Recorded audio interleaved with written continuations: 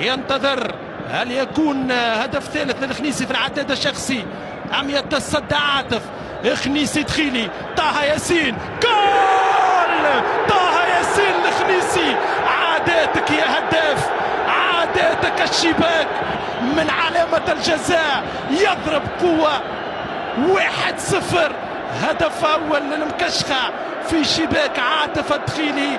ثالث الأهداف التي تهتز لها شباك الوحيد من الفريقين في البطولة المحترفة اللي يوصل لهذا الرقم على مستوى المشاركات في الدربي. وسام يرفع الكرة خطيرة على دفاع الترجي، تعود باسيرو كوبورا. هدف التعادل، هدف التعادل. الجزيري فخر الافريقي، الجزيري يضرب، الجزيري سجل 1-1 في سيناريو غير منتظر للترجي. عيد الدربي لنقطة البداية، ارتباك دفاع الترجي في كرة ثابتة.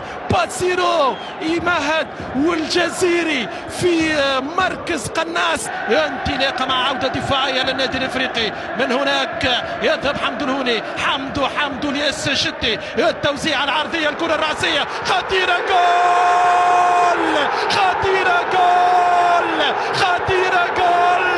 فوسيني كوليبالي.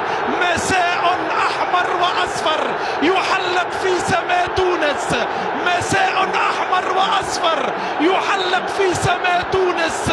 ياس شتي وحمدو الهوني، ومن الهداف فوسيني كوليبالي. شخصية البطل في قصة الهدف، في كرة بلمسة بخطأ، هو لمس، هو ضرب، هو سجل، هو اعطى الثاني للترجي في اخر المباراة. يا لها من قمة.